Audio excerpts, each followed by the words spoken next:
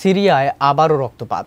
দেশটির দক্ষিণাঞ্চলে সাম্প্রতিক সহিংসতায় প্রাণ হারিয়েছে কয়েকশো মানুষ, যার বড় অংশই সংখ্যালঘু দ্রুজ সম্প্রদায়ের। এর পাশাপাশি চলছে চরম মানবিক সংকট। একদিকে জাতিগত সহিংসতা, অন্যদিকে আশ্রয় ও খাদ্য সংকটে দিশেহারা মানুষ। ১৩ বছরের গৃহযুদ্ধ পেরিয়ে এখনও অনিশ্চয়তায় সিরিয়া। আরও জানাচ্ছেন রায়হান মুন্সি। ২০১১ সালে শুরু হওয়া গৃহযুদ্ধে সিরিয়া হারিয়েছে তার জনপদ, হারিয়েছে ভবিষ্যৎ প্রজন্ম। ১৩ বছরের গৃহযুদ্ধে ধ্বংসস্তূপে পরিণত হয়েছে দেশটির অন্তত ৮০% অবকাঠামো। সম্প্রতি আসাদ সরকারের পতনের পর দেশটিতে নতুন করে শুরু হয়েছে জাতিগত বিদ্বেষ। বিদ্রোহীদের সংঘর্ষ, আন্তর্জাতিক নিষেধাজ্ঞা আর জাতিগত বিদ্বেষ সব মিলিয়ে এক অন্ধকার ইতিহাসের মধ্য দিয়ে যাচ্ছে সিরিয়া।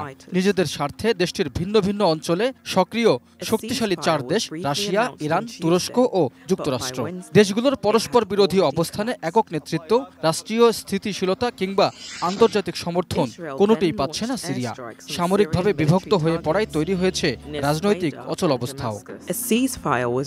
২১ মাস আগে গাজায় যে ধ্বংসযজ্ঞ শুরু করে ইসরায়েল, সম্প্রতি পশ্চিম তীর, লেবানন, ইয়েমেন, ইরান হয়ে তা এখন পৌঁছেছে সিরিয়ায়। ১৯৬৭ সালে সিরিয়া থেকে গোলান মালভূমি দখল করে ইসরায়েল। এরপর থেকে গোলান মালভূমি অঞ্চলে বাস করা শিয়াপন্থী দ্রুজ সম্প্রদায়কে সমর্থন দিয়ে আসছে তেল আবিব। মূলত অঞ্চলটিতে নিজেদের নিয়ন্ত্রণ ধরে রাখতে সম্প্রতি দ্রুজ সম্প্রদায়কে রক্ষার অজুহাতে দেশটিতে রীতিমতো তাণ্ডব শুরু করেছে নেতানিয়াহু বাহিনী। মাত্র কয়েকদিনের সংঘর্ষেই প্রাণ হারিয়েছে প্রায় ৬০০ মানুষ।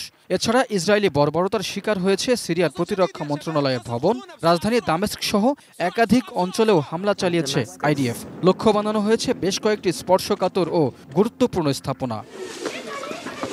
এমন পরিস্থিতিতে সহিংসতা, সংকট আর নিস্তব্ধতার প্রতীকে পরিণত হয়েছে সিরিয়া। দ্রুজদের আর্তনাদ, শিশুদের ক্ষুধা আর আন্তর্জাতিক অস্থিরতায় ঘেরা দেশটিতে আবার কবে শান্তি ফিরবে তা জানে না কেউই। তবে আন্তর্জাতিক চাপ, নতুন প্রজন্মের প্রতিবাদ ও আঞ্চলিক সমঝোতায় সিরিয়ায় শান্তি ফিরতে পারে বলে মত বিশ্লেষকদের। Raihan Munshi, desk report, ATN news.